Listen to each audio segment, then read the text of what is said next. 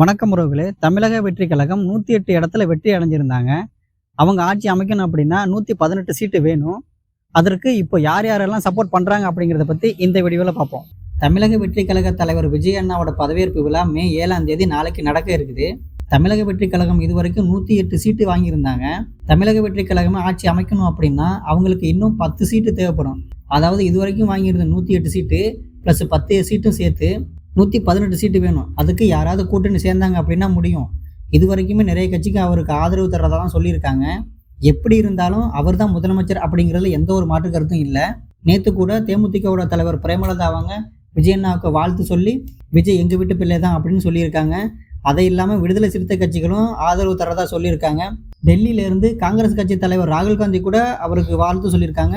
பாமக கட்சியும் ஆதரவு தரதா சொல்லியிருக்காங்க. அது மட்டும் இல்லாமல் கம்யூனிஸ்ட் கட்சியும் ஆதரவு தரதா சொல்லியிருக்காங்க. அதன்படி பார்த்தா காங்கிரஸ் கிட்ட 5 சீட்டு இருக்குது, கம்யூனிஸ்ட் 4 சீட்டு இருக்குது, பாமக கிட்ட 4 சீட்டு இருக்குது, தேமுதிக கிட்ட 1 சீட்டு இருக்குது. இது எல்லாத்தையும் சேர்த்தா கூட மொத்தம் 14 சீட்டு கிடைக்கும்.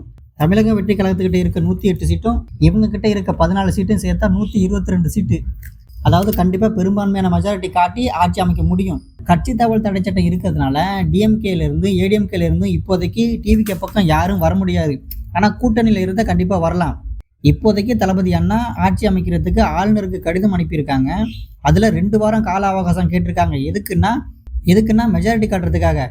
நாளைக்கு மே 7ஆம் தேதி நேரு ஸ்டேடியத்தில் தான் தளபதி வெற்றி கழகத்தோட தலைவர் விஜய் அண்ணா பதவியேற்பு விழா நடக்க இருக்குது. அதற்காக தான் தமிழ்நாட்டு மக்கள் எல்லாருமே காத்துக்கிட்டு இருக்காங்க. எங்கே ஆரம்பித்த சகாப்தம் இது எல்லாருக்குமே தெரியும்.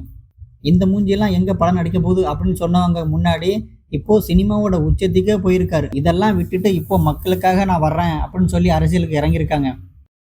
இவரெல்லாம் எங்கே அரசியலுக்கு வரப்போறாரு அப்படின்னு சில பேர் சொன்னாங்க. அதையும் தாண்டி வந்தார். இவர் எங்கே மாநாடு நடத்த போறாரு அப்படின்னு சில பேர் சொன்னாங்க. மாநாடு நடத்தி மக்கள் கூட்டத்தையும் கூட்டி காட்டினாரு. இவர் எங்கே வெளியே வந்து மக்கள்கிட்ட பேச போறாரு, பனையூர்லேயே தான் இருப்பார் அப்படின்னு சொன்னாங்க. அதையும் தாண்டி வெளியே வந்தார், மக்கள்கிட்ட பேசினாரு. அதுக்கப்புறமும் சொன்னாங்க இவர் எங்கே ஜெயிக்க போறாரு அப்படின்னு சில பேர் சொன்னாங்க. ஆனால் அவங்களுக்கெல்லாம் ஒரு பெரிய பதிலடி கொடுக்குற மாதிரி ஒரு தனி மனிதனாக கட்சி ஆரம்பித்து இவ்வளோ தூரத்துக்கு கொண்டு வந்திருக்காரு அப்படிங்கிறது எவ்வளோ பெரிய விஷயம். இப்போது எந்த ஒரு கூட்டணி இல்லாமல் கிட்டத்தட்ட 108 இடம் வெற்றி பெற்று தனிப்பெரும் கட்சியாக உருவெடுத்திருக்காங்க. அதுவும் அவங்க சந்தித்த முதல் தேர்தலையே இவ்வளோ பெரிய வெற்றி அடைஞ்சிருக்காங்க. அண்ணன் தமிழ்நாட்டு மக்கள்கிட்ட கேட்ட ஒரே ஒரு விஷயம் என்னன்னா, ஒரே ஒரு வாய்ப்பு கொடுங்க அப்படின்னு கேட்டார். அதே மாதிரி தமிழ்நாட்டு மக்கள் எல்லாம் வாய்ப்பு கொடுத்துருக்காங்க. பொறுத்திருந்து பார்ப்போம் தமிழ்நாட்டுக்கு அவர் என்ன செய்கிறார் அப்படிங்கிறது. கண்டிப்பாக அவர் தமிழ்நாட்டு மக்களுக்கு எல்லாம் நல்லது தான் செய்வார். எல்லாருக்குமே நம்பிக்கை இருக்குது. மே 7ஆம் தேதி முதலமைச்சராக பதவியேற்கிற அந்த நாளுக்காக தான் தமிழ்நாட்டு மக்கள் எல்லாருமே காத்திருக்காங்க. அந்த சத்தம் முதலமைச்சராகிய நான் அப்படிங்கிற சத்தத்தை கேட்கறதுக்கு இன்னும் ஆவலாக இருக்காங்க எல்லாருமே. இன்னும் 5 வருஷம் இருக்குது. தொடர்ந்து கவனிப்போம் என்ன நடக்குது அப்படிங்கிறத. தமிழ்நாட்டு மக்கள் அவர் மேல் நிறைய நம்பிக்கை வச்சிருக்காங்க.